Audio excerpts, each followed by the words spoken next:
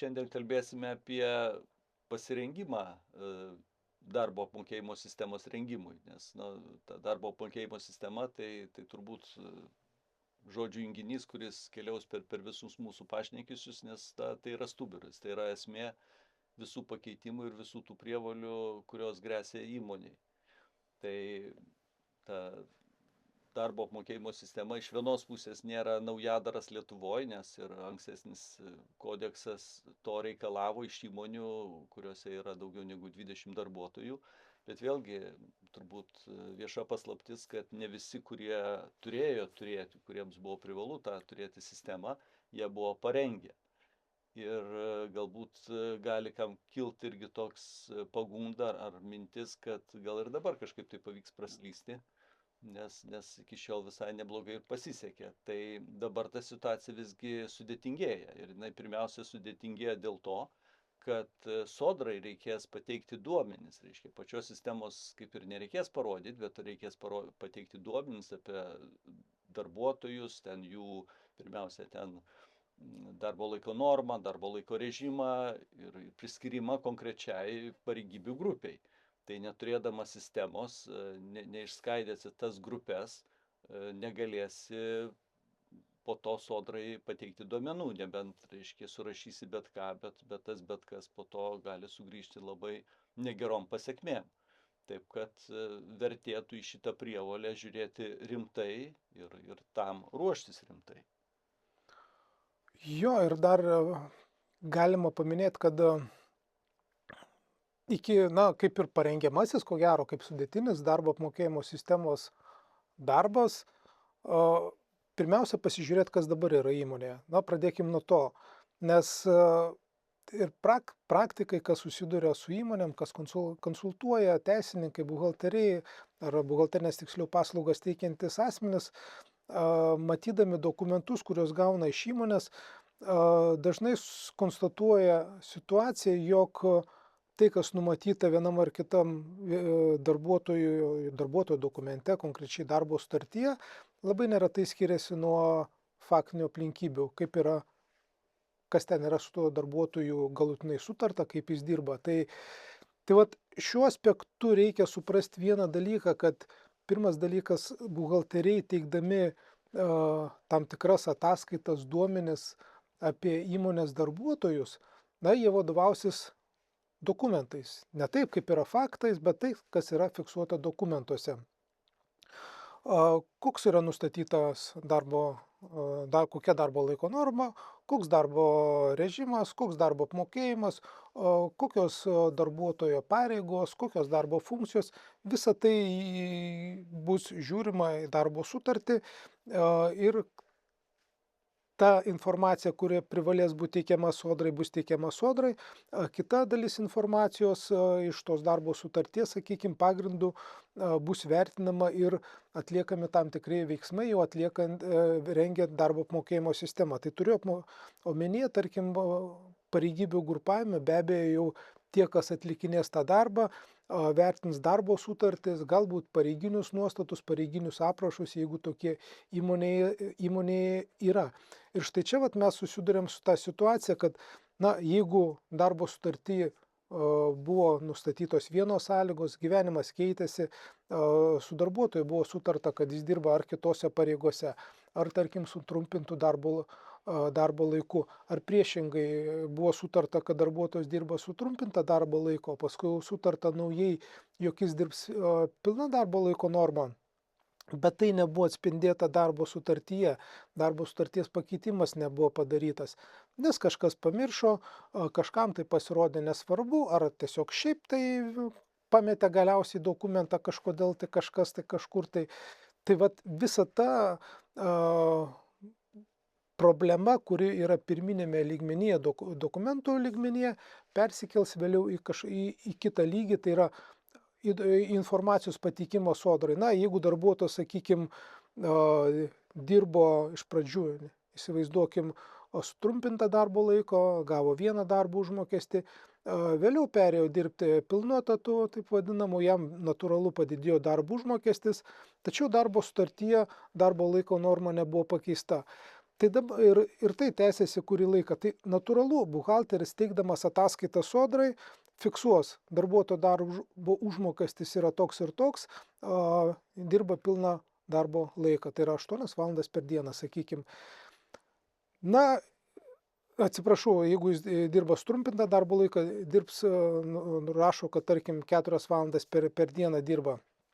Ir galiausiai, kai visi štai tokie duomenys nukeliaus į sodrą, turėsime situaciją, jog sodra matys, kad darbuotojas už pusę darbo laiko, pusę darbo normos darbą gauna atlyginimą, kuris yra lygus kitų darbuotojų atlyginimui dirbančių pilną darbo dieną.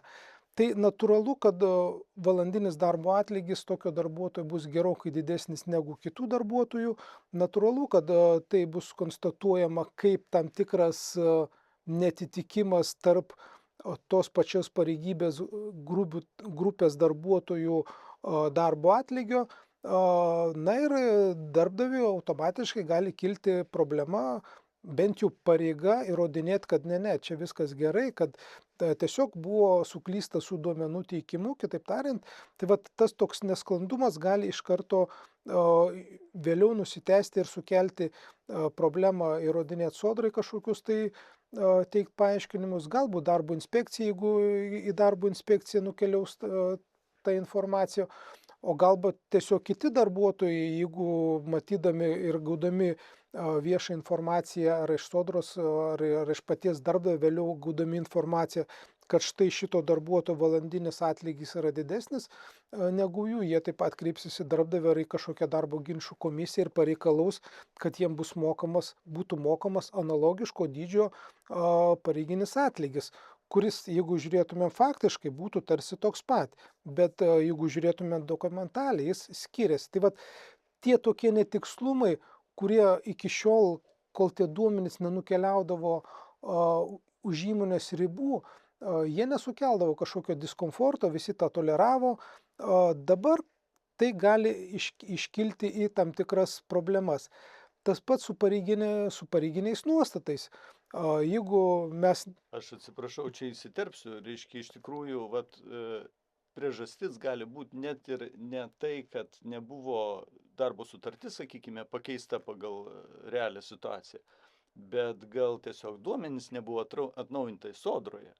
Nes jeigu įmonė kaitalioja tas sutartis, tai ar ten, pavyzdžiui, duomenys turi naujinti buhalteris, o sutartis keičia juristas ir jeigu ta komunikacija įmonėje nėra sklandi, tai ir ta gali būti priežastis, kad tie vidurkiai po to skaičiuojami visai iš kitų skaičių.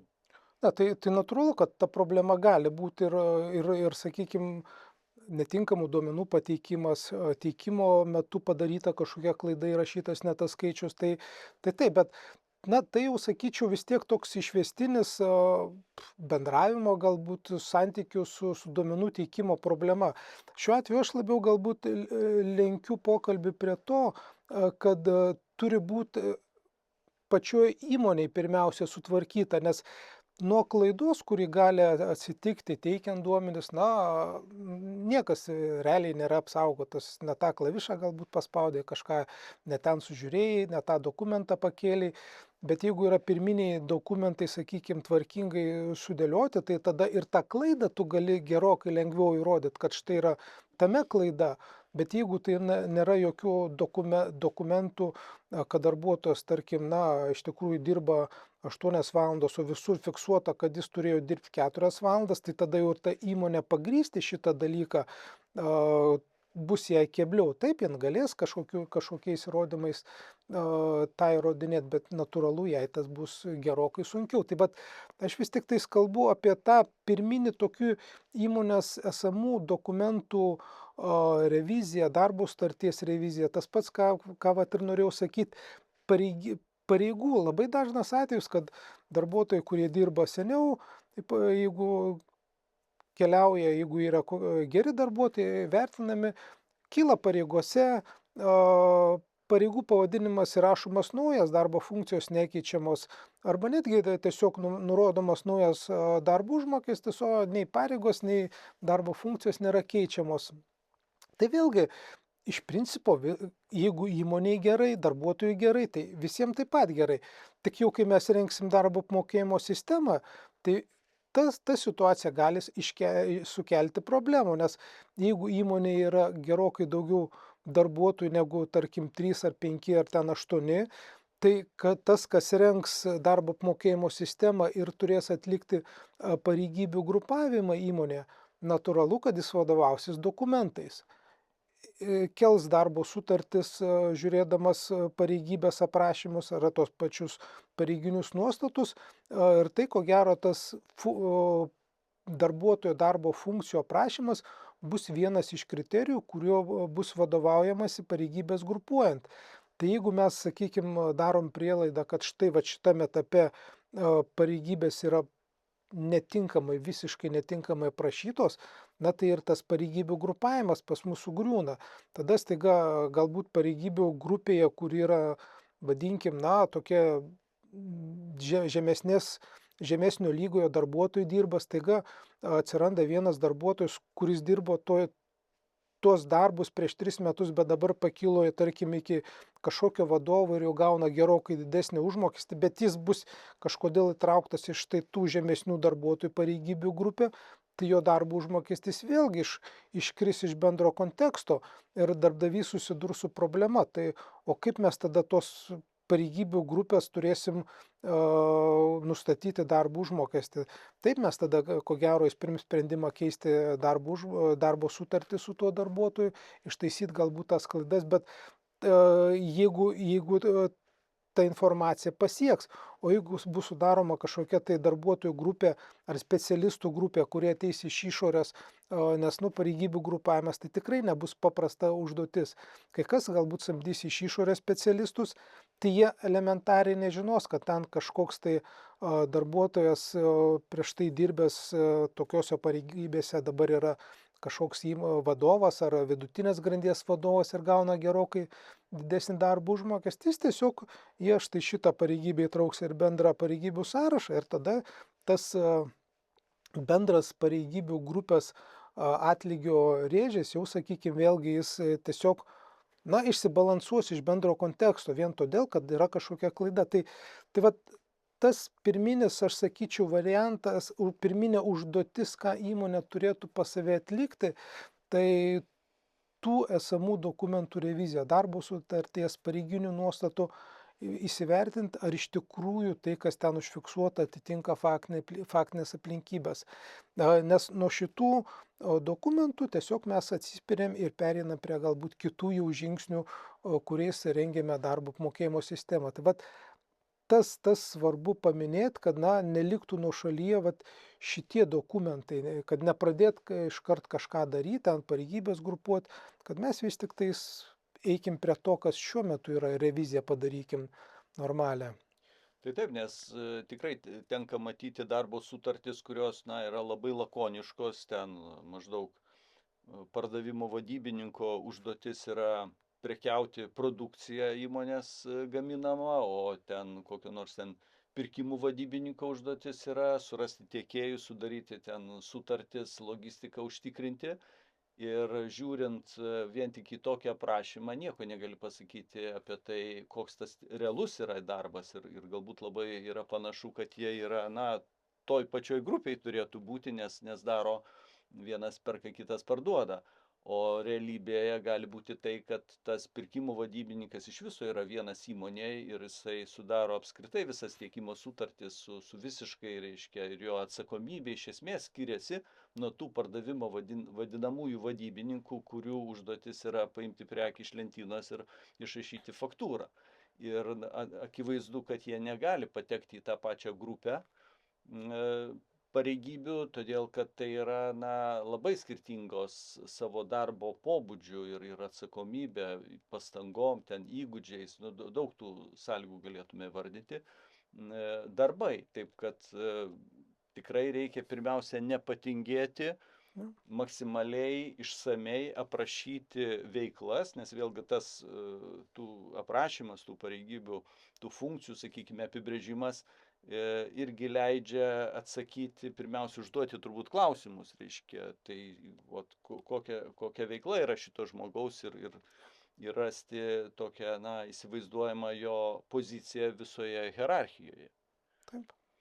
Ir tuo pačiu, vat, irgi galėčiau pasiūlyti tokį seminarą, kurį baigėme rengti, kolega jau baigė rengti, tai būtent skirta revizijai, darbo sutarčių revizijai, į ką atkreipti dėmesį, kaip turėtų būti formuluota tam, kad atitiktų darbo kodekso nuostatas. Na, tiesiog tokia kaip atmintinė priminimas, kad nereikėtų skaityti darbo kodekso, nes tie baziniai dalykai gal atrodo ir tokie jau nebelabai svarbus dirbantiems ir ilgametę patirtį turintiems specialistams, bet deja, nuo to viskas prasideda ir darbo apmokėjimo sistemoje tai irgi taps labai svarbiu elementu.